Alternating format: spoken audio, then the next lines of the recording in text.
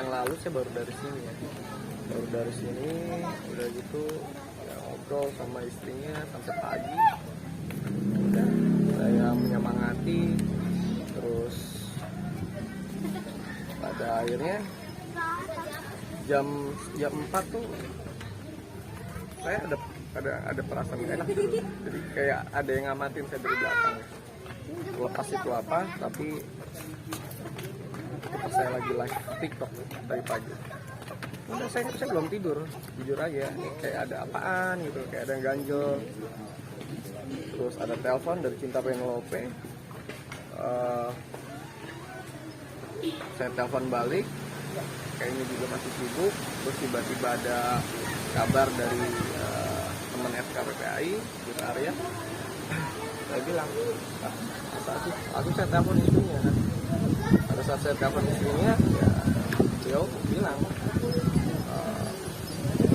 Aki, saya selalu apa ya, manggil nama Joko Bodo dengan sebutan Aki karena emang kadang nakal. Itu sama beliau ya, kenal juga cukup sudah lama ya, udah dari 2003. Udah gitu saya juga dipercaya sama keluarga sini ya untuk menjaga tempat ini dari hal-hal yang memang tidak diinginkan. Intinya saya ngerasa kehilangan, saya masih nggak percaya bahwa beliau tuh udah nggak ada.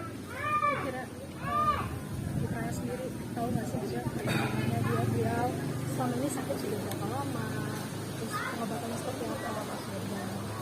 Tahu saya beliau memang pernah jatuh dari kamar mandi ya. Ini kan pengakuan dari beliau dan istrinya seperti itu. Terus lewatin proses pengobatan baik alternatif ataupun medis juga udah dilaluin, tapi ya saya pikir sih belum ada kontribusi yang berarti karena aki-aki juga suka nakal, suka masih suka minim pantangan. Misalkan dokter nyuruh jangan makan ini ya beliau masih suka langgarnya lah gitu. Tapi sejauh yang saya tahu terakhir beberapa bulan yang lalu tuh masih bercanda sama saya. Cuman memang pada saat 3 hari yang lalu itu saya nggak ketemu beliau tuh tidur ya. Saya juga nggak mau ganggu karena saya hampir seminggu tuh bisa 2-3 kali lah untuk mengunjungi ke tempat ini. Tapi ya gitu ya, namanya saya juga sudah dianggap anak sama Joko Bodo, bahkan sama istrinya. Ya sudah, saya di sini ya mau jam berapa aja saya sempatin kalau misalkan pas lagi saya ada waktu. Jadi seperti apa nih di menjelang akhir hayatnya beliau sempat hijrah sih? Yang jelas saya saksi hidup beliau itu tidak pernah meninggalkan sholat. Ya ini yang harus digarisbawahi. Jadi dengan hijrahnya beliau ini ya saya atas nama pribadi juga mohon maaf misalkan ada teman-teman atau ada kolega, pasien dan lain sebagainya beliau punya salah, punya dosa, namanya manusia, mohon dibuka pintu maaf yang sebesar-besarnya. Karena ngelihat apa yang sudah dilakukan melalui proses perjalanan beliau ini bukan main-main. Karena saya saksi hidup pada saat saya turun dari pesawat, saya nyari dia. Ini aki-aki saya bawa gitu loh. Nah kalau sampai hilang, kan saya tanggung jawab sama istrinya. Saya cari-cari ternyata ada di musola.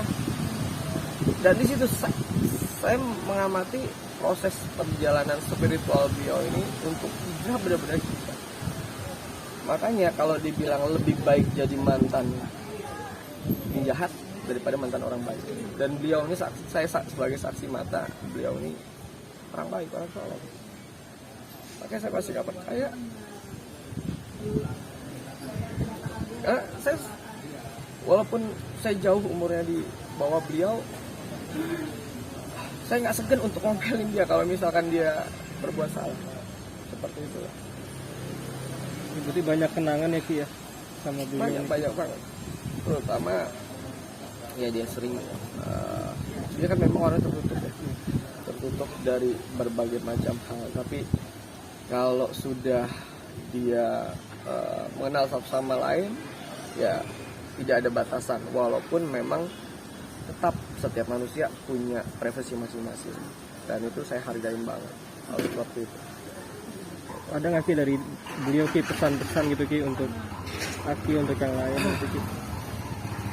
Kalau pesan-pesan nggak ada ya, yang jelas dengan dia sudah berhijrah seperti itu berarti memberikan gambaran setiap manusia kodratnya akan kembali sama Yang Maha Kuasa, dan bagaimana caranya proses perjuangan seorang manusia untuk bisa belajar lebih baik lagi. Dan itulah yang bisa saya kutip dari perjalanan hidupnya selama ini. Walaupun terlepas di luar sana ada berita ini, berita itu, tetapi kembali lagi setiap manusia tempatnya salah, setiap manusia tempatnya berdosa. Selama manusia itu masih mengakui bahwa dirinya ini bukan apa-apa dan akan kembali kepada siapa dan memulai untuk perjalanan yang lebih baik, nah itu yang harus bisa kita petik dari perjalanan di Joko Bodo ini. Karena saya sendiri yang menyaksikan, bahkan kalau sore saya kesini dengar azan, ya beliau lah yang sholat duluan gitu. Jadi kalau bisa digambarkan, mungkin kalau kita dengar azan aja masih suka hahaha hihi, tapi beliau tuh benar-benar nggak bisa. Baru Allahu Akbar aja langsung ambil air wudhu langsung hilang. Nah, itulah yang saya salut dari beliau. Tadi di dalam sempat melihat kondisi jenazahnya Ki, mungkin Ki? Kalau ngelihat enggak ya. Tadi jujur aja saya belum tidur karena saya live streaming tadi pagi. Terus makanya saya bilang tadi itu saya agak gusar nih, ada apa. Ditambah bila saya baru mengalami musibah di daerah Cianjur, Cugenang. Terus setelah jam setengah 11 saya dapat kabar, langsung saya telepon. Ya seperti ini kejadiannya. Ya, istilahnya membuat saya merasa kehilangan lah salah satu sosok figur, ya istilahnya ikon praktisi spiritual di Indonesia, ya beliau salah satu. Waktu itu juga kan beliau juga sempat hijrah ke Bali waktu itu ya?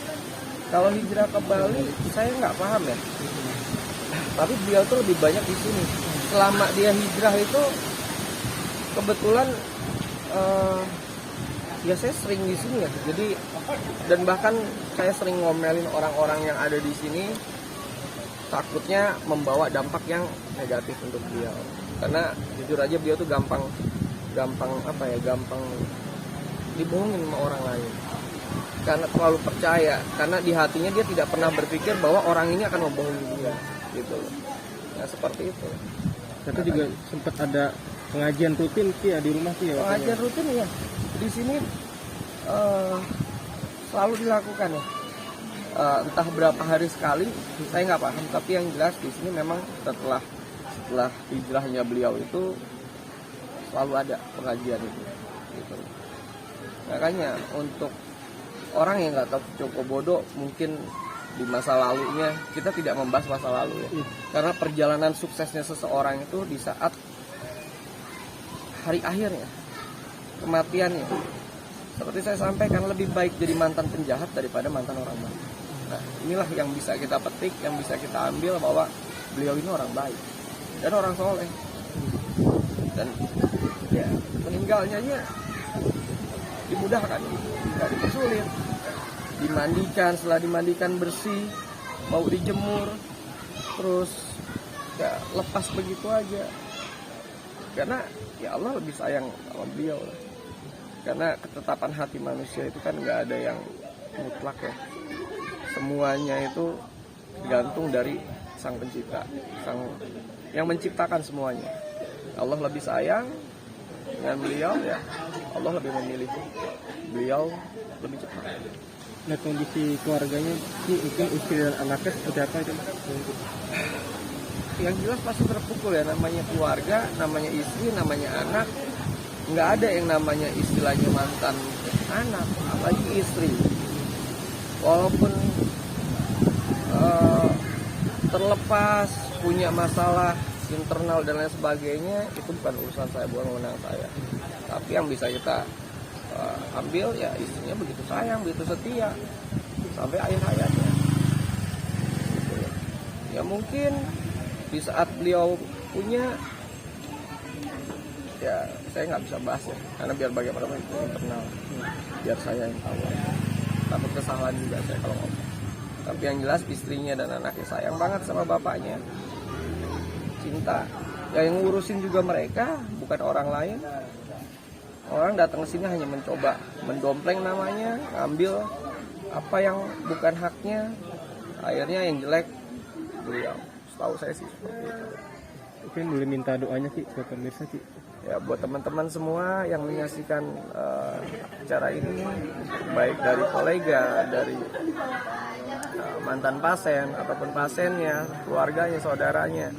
Seperti saya sampaikan di awal, saya atas nama pribadi mohon dibukakan pintu maaf yang sebesar-besarnya untuk Ki Joko Bodo agar beliau diterima di sisi Allah dan kita semua diberikan kesehatan, diberikan kelancaran, diberikan rezeki, diberikan umur yang panjang oleh Allah Subhanahu wa taala. Itu aja yang bisa saya sampaikan. Oke, makasih. Terima kasih banyak Ki. Terima kasih.